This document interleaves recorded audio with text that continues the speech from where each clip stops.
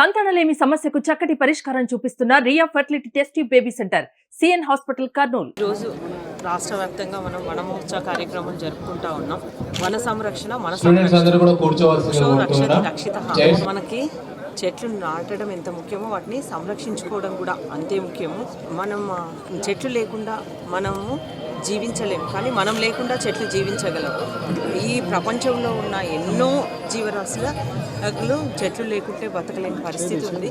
అవి మనం విడుదల చేసే కార్బన్ డైఆక్సైడ్ను అవి గ్రహించి మనకు ప్రాణవాయువు అయిన ఆక్సిజన్ను మనకి ఇస్తూ ఉన్నాయి.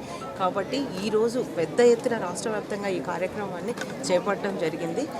నారా చంద్రబాబు నాయుడు గారు, ముఖ్యమంత్రి గారు, అలాగే మన ఫారెస్ట్ మినిస్టర్ పవన్ కళ్యాణ్ గారి ఆధ్వర్యంలో ఈరోజు రాష్ట్ర వ్యాప్తంగా చెట్లు నాటుతూ ఉన్నాం. ముఖ్యంగా మనం ఇప్పుడే వాతావరణం చాలా కలుషితమైపోతూ ఉంది. వీటికి మనకి చెట్లు ఎంతో అవసరము. అందుకే ఈరోజు అమ్మ పేరుతో ఒక మొక్క నాటండి అనే కార్యక్రమాన్ని తీసుకొని రావడం జరిగింది. దీంట్లో పిల్లలను కూడా భాగస్వామ్యం చేయడం జరిగింది. ఎందుకంటే పిల్లలకి దీంట్లో ఒక చెట్టు నాటితే దాన్ని ఆ చెట్టుకు నీళ్లు పోయడము, వాటిని సంరక్షించుకోవడము, అలాగా వాళ్ళకు కూడా ఒక క్రమశిక్షణ ఉంటుంది దానిపైన అనే ఉద్దేశంతో ఈ కార్యక్రమానికి శ్రీకారం చుట్టడం జరిగింది.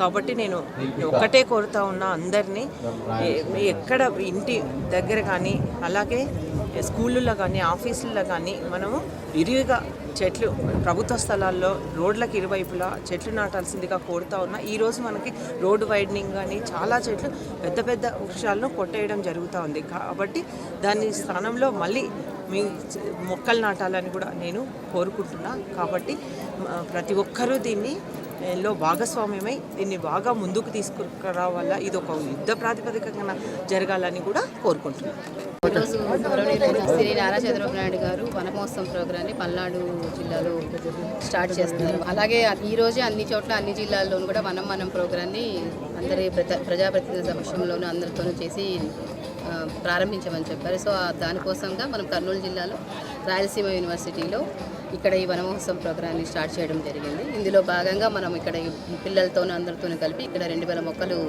నాటడం జరిగింది. సో అందరూ కూడా మన కర్నూలు జిల్లాలో మనకున్న గ్రీన్ కవర్ ఓన్లీ 7% ఉంది. మనము ఎక్కడైనా కానీ ఒక పర్యావరణంలో 33% గ్రీన్ కవర్ ఉంటే అది అక్కడ ఉన్న ఆ ఆవరణ వ్యవస్థకు చాలా మంచిదిగా ఉంటుంది. సో మన కర్నూలు జిల్లా కవర్ని మనము 7% నుంచి 33%కు మనం పెంచాలంటే చాలా మొక్కలు నాటాలి.